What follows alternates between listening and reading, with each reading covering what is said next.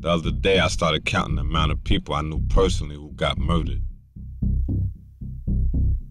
I stopped counting when I got to 100. The sad thing is, most of them didn't surprise me because of the lives they were living. Kids be pulling out guns. There's no more, hand-to-hand, bam, you're dead. But when you're a regular dude pursuing your dream of playing Major League Baseball, getting killed might not be the first thing on your mind, no matter what neighborhood you live in.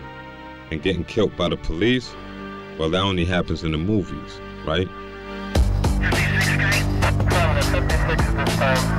Police-involved shooting in Queens. At least 3 people have been shot. The facts are tragic. A groom dead on the morning of his wedding. He was the groom, and this was his bachelor party. And so far, no weapon has been found. In the early morning hours of November 25th, 2006, the nightmare became real life for the family of Sean Bell when he was killed by New York City police in the rain of gunfire that totaled 50 shots. 50 shots? Whoa. This ain't the first time. And I thought all those shots that killed Amadou Diallo was excessive. It was 41 shots with Amadou Diallo. And it's 50 shot with his brother. Now we at 50? The next time it's gonna be 100 shots. And just like Diallo, neither Sean Bell or either one of his homies who got shot that night had a gun. You don't pop 50 times for nothing. Another family without a father. How could something like this go down again?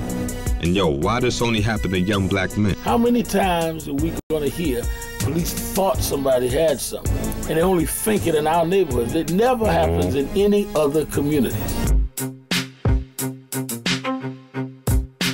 Rodney King and Abner Louima managed to survive the punishment and humiliation of catching a severe beatdown from the cops, even though I'm sure they got a lot more mental drama hitting way down deep.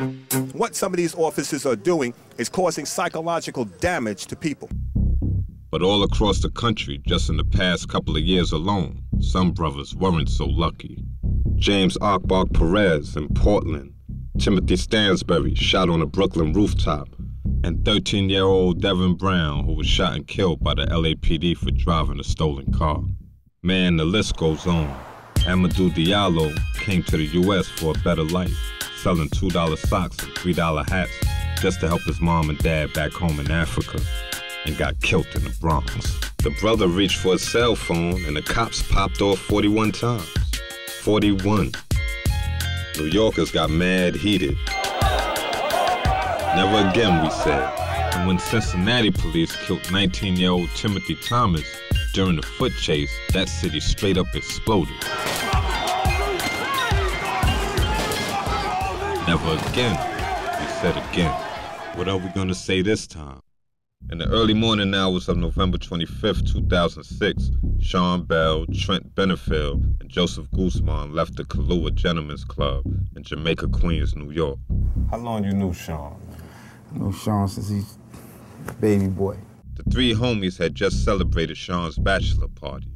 He was going to get married a few hours later that same morning. Being that you older than him, was you like a mentor to him or something? Like, you used to look up to him? The kid, I'm not even going to say I was a mentor because the kid had an old soul. Sean and his boys had no way of knowing that the strip joint was under investigation by the NYPD. And that night, several undercover cops were posted inside. He always wanted to play baseball. He was like on another level. He was like, yeah. He had a shot, man. According to reports, some of the undercovers had been drinking in order to blend in with the other customers. He had 2 baby girls at the time. So he's like, this is what I gotta do. It's not like, this is what I want to play baseball, but this is what I gotta do. This is a necessity, this is a need.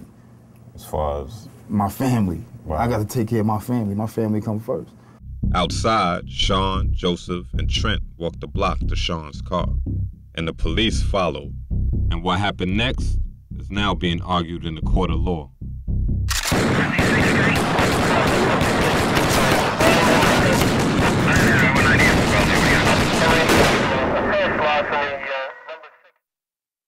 But here we are again. Another young black man, positive brother too.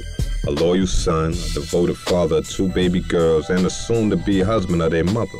Cut down much too soon before he got the chance to really live. And for what? Sean Bell's family is living their worst nightmare trying to figure that one out. What are your plans for the future? My future, my plan is to raise my family now. You know, it was, as I said, I would never imagine this happened. It's a real living nightmare. My heart goes out to them. I wish I knew what I could say or do to somehow ease their pain. Only thing is, I'm hurt myself. Can't front. I didn't even know this brother, but as far as I'm concerned, he is I and I am him. And in case you didn't realize it, he is you too. Well, I don't know about you, but this time I want some answers. When them shots rang out, man, what was going through your head?